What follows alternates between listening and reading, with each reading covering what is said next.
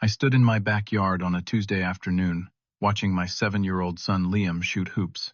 His prosthetic hand bright blue with lightning bolts, he had drawn himself grip the basketball with the kind of determination that made my chest swell. That piece of plastic and metal represented everything we had survived together. I had no idea that in 3 weeks it would become the weapon my own family used to try to break us. The phone in my pocket buzzed. My sister Diana. She wanted to talk about her wedding. I answered, smiling, completely unaware that I was about to enter a nightmare. Before I tell you how one phone call I made afterward brought my entire family to their knees, I need to ask you something. Where are you watching this from? Drop a comment below and let me know. And if you think family should stand by each other no matter what, go ahead and hit that like button. Subscribe if you want to hear more stories like this one, because what happened next will show you exactly what happens when the people who are supposed to love you choose appearances over everything else. Trust me, you will want to hear every single word of what came next. The story really begins 4 years before Diana's wedding. Liam was only 3 when the accident happened. My wife Sarah and I were driving home from a weekend trip to the mountains. A drunk driver ran a red light. Sarah died on impact. Liam survived, but his right hand was crushed beyond repair. The doctors had to amputate below the elbow. I became a single father overnight, drowning in grief while trying to help my son navigate a world that suddenly looked completely different. Those first months were brutal. Liam would wake up screaming, reaching for a hand that was no longer there. He refused to leave the house. He stopped talking to his friends from preschool. The prosthetic came 6 months later. I will never forget the day we picked it up. The prosthetist, a kind woman named Dr. Rodriguez, let Liam choose the color. He picked bright blue, then she let him decorate it.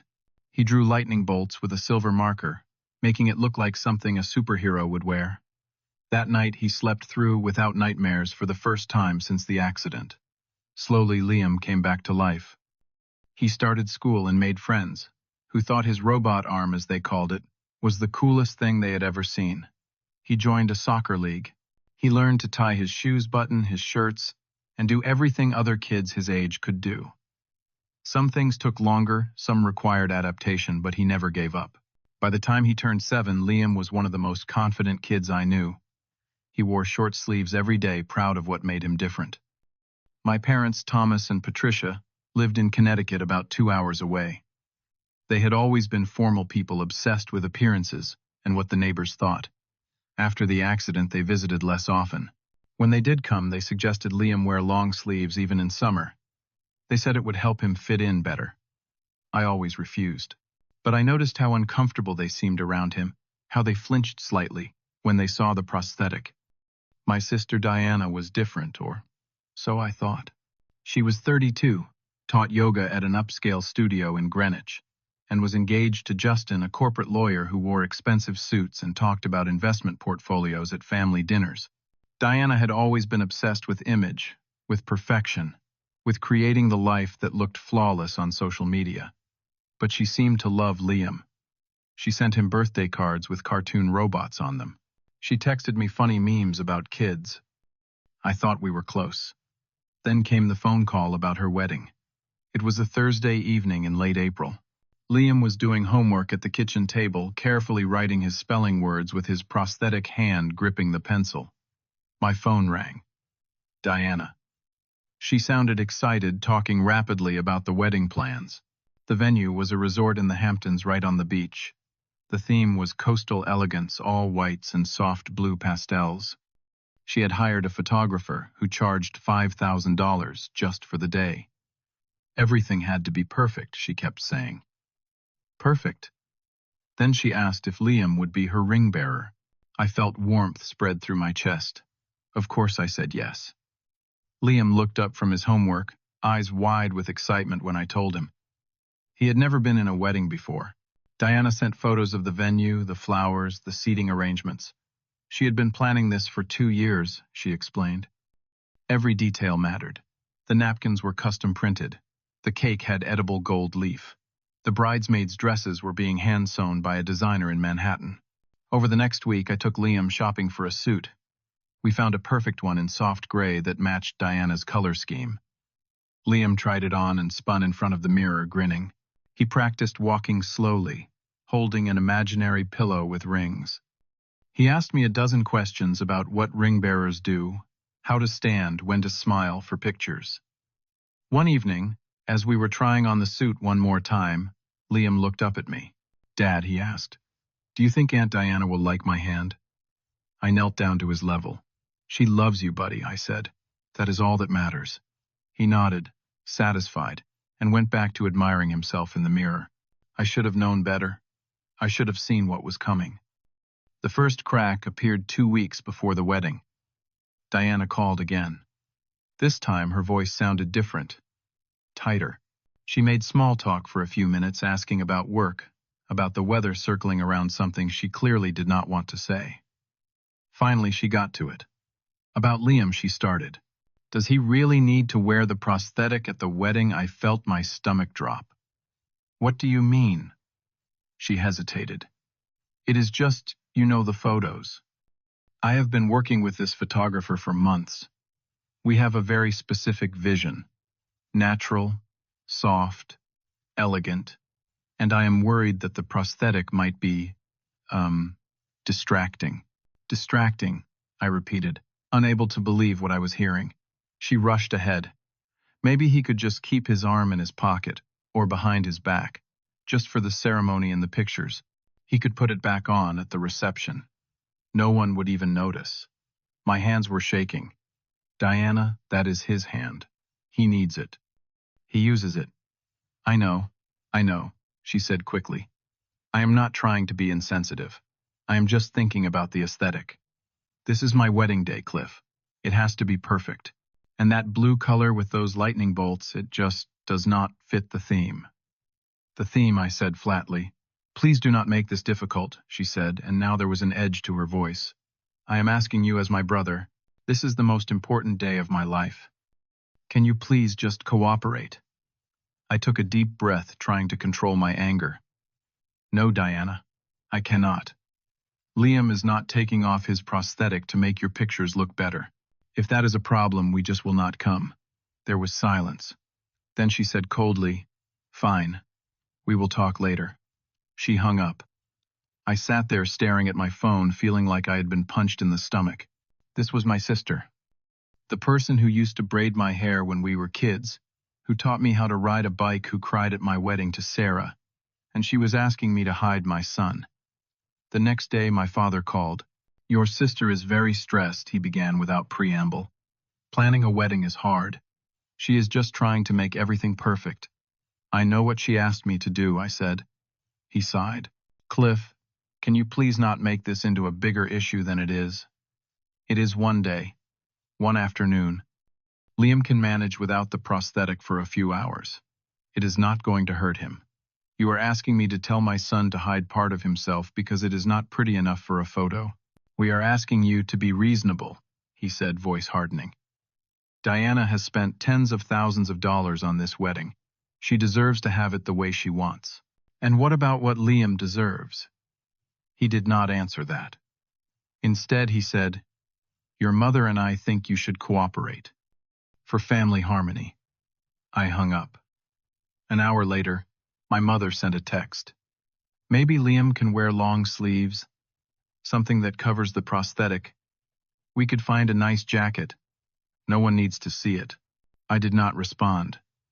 For 3 days, no one called. The silence felt like ice water. I kept checking my phone, waiting for someone to apologize, to take it back, to tell me they had been wrong. No one did. Liam noticed my mood. "Are we still going to Aunt Diana's wedding?" he asked one evening. I looked at him, at his hopeful face, at the way he was practicing his ring-bearer walk across the living room. How could I tell him what they had said? How could I explain that his own family saw him as a problem to be hidden? I made a decision. "We are going," I told him. "And you are wearing whatever you want," I called Diana. "We are coming," I said when she answered. "Liam will wear his prosthetic. If you have a problem with that, we can leave. But I am not hiding my son." She was quiet for a long moment. "Fine," she said finally. "Just try to keep him out of the main photos, okay? Maybe he can stand in the back row." I did not promise anything. The day before the wedding, Liam and I drove to the Hamptons. The resort was stunning, all white stone and glass overlooking the ocean. We checked into our room and went downstairs to meet the family in the lobby. My parents were already there. Patricia looked at Liam's prosthetic visible under his short-sleeved polo shirt, and her mouth tightened. Thomas nodded at me curtly. "Diana is very on edge," he said. "Please do not make things difficult." I did not respond. That evening was the rehearsal dinner. Diana was friendly to Liam, but in a forced way that made my skin crawl. She kept adjusting where he stood, moving him farther from the center, positioning him behind other people.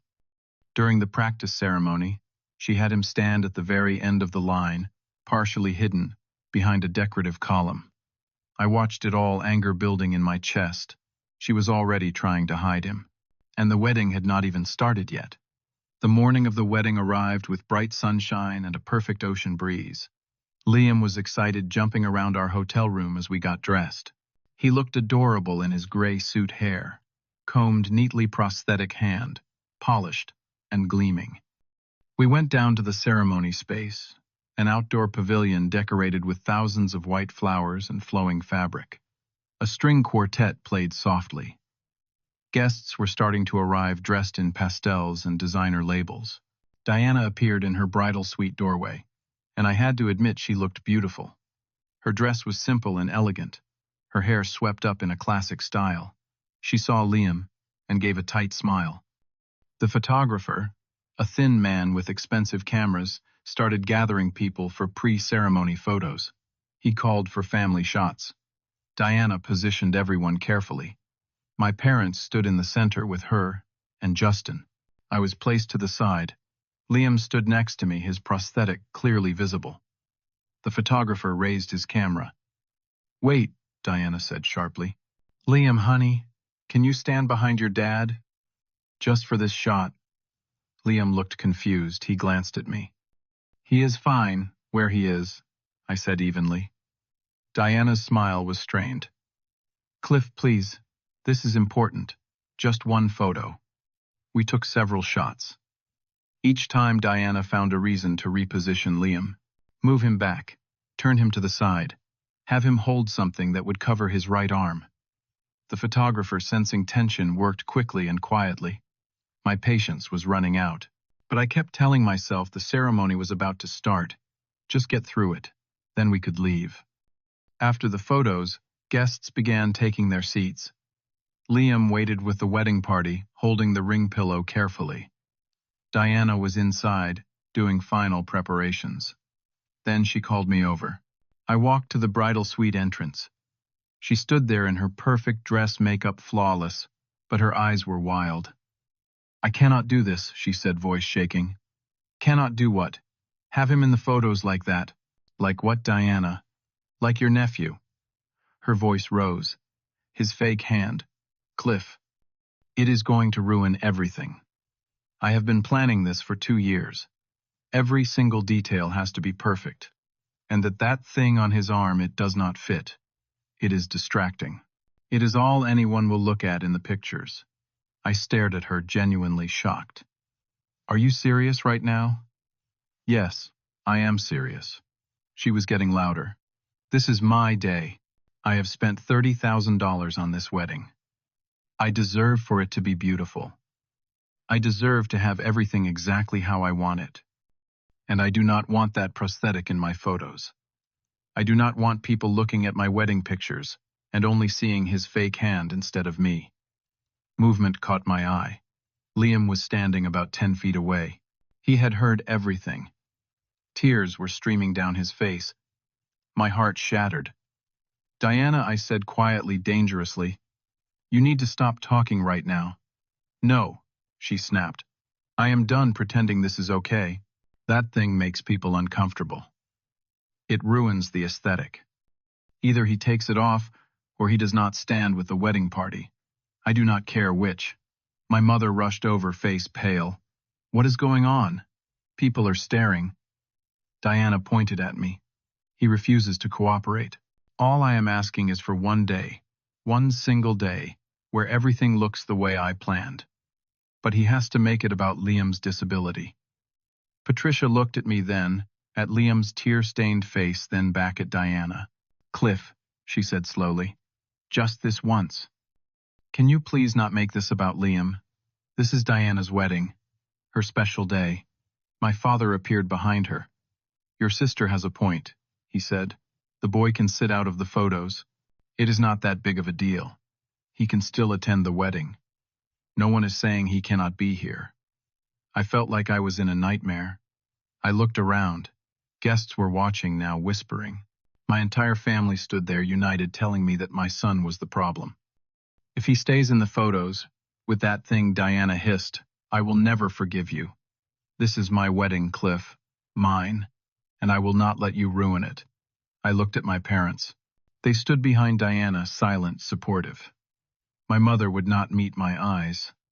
My father's expression was stern, like I was a child being unreasonable. Then I looked at Liam. He was trying not to cry, wiping at his face with his left hand, his prosthetic hanging at his side. He looked small and hurt, and so vulnerable. The choice was not hard. I walked over to Liam and knelt down. "We are leaving, buddy," I said softly. He nodded, unable to speak. Diana's voice rang out behind me. "If you walk out now, do not ever come back. I mean it, Cliff. You walk out of my wedding, we are done. You are not my brother anymore."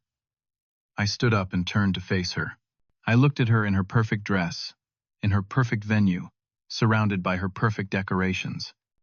Then I looked at my parents standing behind her, saying nothing. "I will not need to come back," I said quietly. Then I took Liam's hand and walked away. No one followed us. No one called out. No one said, "Wait, stop, we are sorry." We got to our hotel room and I held Liam while he sobbed. He kept asking the same question over and over. "Dad, am I really that bad? Is there really something wrong with me?" I pulled back and looked him in the eyes. "Listen to me, Liam.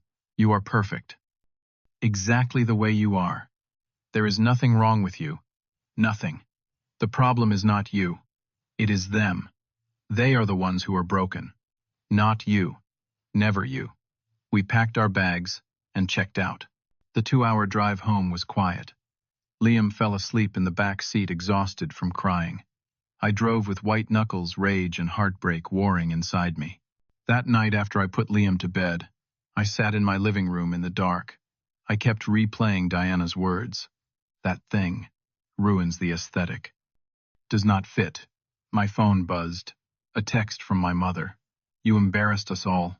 How could you do that to your sister on her wedding day?" I stared at that message for a long time. Then I made a decision that would change everything. I opened my contacts and found a name I had not called in years. Michael Anderson. We had gone to college together. Now he was a journalist who specialized in disability rights issues. He wrote for major publications and had a podcast with millions of listeners. I called him. It was nearly midnight, but he answered. "Cliff," he said, surprised. "It has been forever, man. What is going on?" I told him everything. The phone call from Diana. My parents' reaction. The wedding. The public confrontation. What they said to Liam. How it felt to watch my family choose a photograph over my son. Michael was silent for a moment after I finished. Then he said, "This is exactly the kind of story people need to hear. Would you let me write about it?" I thought about Liam asleep upstairs, his tear-stained face. I thought about Diana in her perfect dress, my mother's text message, my father's stern disappointment. "Yes," I said. "Write it." The article came out 3 days later. The headline read, "When Family Becomes the Barrier, a Father's Fight Against Ableism." Michael did not use our real names, but he included enough details that anyone who knew us would recognize the story. He described the wedding, the demands to hide the prosthetic, the family's reaction. He quoted the things Diana and my parents said. He talked about what messages we send to disabled children when we ask them to hide who they are for the comfort of others. The article went viral. Within 24 hours, it had been shared over 1 million times. People were outraged. Disability rights organizations picked it up. Parenting blogs discussed it. It was on the news. And people figured out who we were. Someone found Diana's yoga studio Instagram. Someone else identified the Hamptons resort from the description. By the end of the week, Diana's name was all over social media. Her studio's page was flooded with comments calling for her to be fired. People showed up to protest outside the building. My phone started ringing constantly. First, my father. "What have you done?" he shouted when I answered. "Your sister has been fired. She lost her job because of you." "She lost her job because of what she did," I replied calmly. Patricia called next, sobbing. "People are calling us monsters. Our neighbors will not speak to us. Our church asked us not to come back. You have destroyed this family." "No," I said. "You destroyed it when you chose a wedding photo over your grandson. I just made sure people knew the truth." Justin, Diana's new husband, called. His law firm had received dozens of complaints. Partners were questioning his judgment. Diana was getting death threats online. "Make it stop," he demanded. "I cannot make it stop," I told him. "The truth is out there." "Maybe you should have thought about that before you went along with treating a child like he was something to be ashamed of." Finally, Diana called. She was crying so hard I could barely understand her. "I did not mean it," she sobbed. "I was stressed. Planning a wedding is hard. I just wanted everything to be perfect. Please, Cliff, please make them stop. Tell them it was a misunderstanding. Tell them I am not a bad person." I thought about Liam's face when he heard her call his prosthetic that thing. I thought about him asking if something was wrong with him. "You called my son's prosthetic a thing," I said quietly. "You said it ruins your aesthetic. You told him in front of everyone that he does not fit in your perfect picture. That is not a misunderstanding, Diana. That is who you are. And now everyone else knows it too." She was still crying when I hung up. Over the next few weeks, the story continued to spread. Liam's school called to offer support. Other parents reached out to share their own stories of kids who had been asked to hide their differences. I received hundreds of messages from people thanking me for speaking up. But the best thing was Liam himself. A month after the wedding, he came home from school excited. A girl in his class had a hearing aid, and she had been hiding it under her hair. After hearing about what happened with our family through parents talking, I guess she started wearing her hair back. She told Liam that if he could be proud of his prosthetic, she could be proud of her hearing aid. That is when I knew I had made the right choice. My parents tried reaching out a few times, sending emails asking if we could talk, if we could move past this. I did not respond. Diana sent a long letter apologizing, saying she had been wrong asking for forgiveness. I read it and put it away. Maybe someday I will forgive them. Maybe someday Liam will want to see them again. But right now we are building a life surrounded by people who love us exactly as we are. Liam is thriving. He joined a basketball league and is one of the best players on his team. He has friends who think his prosthetic is cool and teachers who encourage him. He walks into every room with his head high and his blue lightning bolt hand swinging at his side. Last week he asked me about the wedding. "Do you think Aunt Diana understands now why what she did was wrong?" "I do not know, buddy," I said honestly. "But what I do know is this. You will never have to hide who you are for anyone. Not for photos, not for special occasions, not for anyone's comfort. You are perfect. And anyone who cannot see that does not deserve to be in your life." He thought about that, then nodded. "Good," he said, "because I really like my lightning bolts." I learned something through all of this. Family is not about blood. It is not about shared last names or holiday traditions. Family is about who shows up for you when everything falls apart. It is about who protects you, who celebrates you, who loves every part of you even when it is inconvenient or uncomfortable or does not fit the aesthetic. My parents, my sister, they had a choice. They could have stood beside us. They could have told Diana she was wrong. They could have defended their grandson. They chose their image instead. They chose what other people might think over what was right. And they have to live with that. I do not know if they will ever truly understand what they did. I do not know if they realize that their grandson will grow up remembering the day his family called his prosthetic a thing and asked him to hide. But I do know this. Liam will also grow up knowing that his father chose him. Every single time. Without hesitation. Without question. And that is worth more than any perfect photograph could ever be. I look at Liam now playing in the backyard with his friends, his prosthetic hand catching a football, his laugh echoing off the fence. He is happy. He is confident. He is exactly who he is supposed to be. That is all that matters. So here is my question for all of you watching this. Have you ever had to make a choice between family and what is right? Have you ever had to stand up for someone you love, even when it cost you everything? Drop a comment and let me know your story. And if this resonated with you, if you think more people need to hear this message, hit that like button. Subscribe to hear more real stories about real struggles. Share this with someone who needs to hear that they are perfect exactly as they are. Thank you for listening to my story. Thank you for understanding why I had to do what I did. And to anyone out there who has ever been asked to hide part of themselves, please know this. You are not the problem. You never were. Keep being exactly who you are. The right people will love you for it. I promise.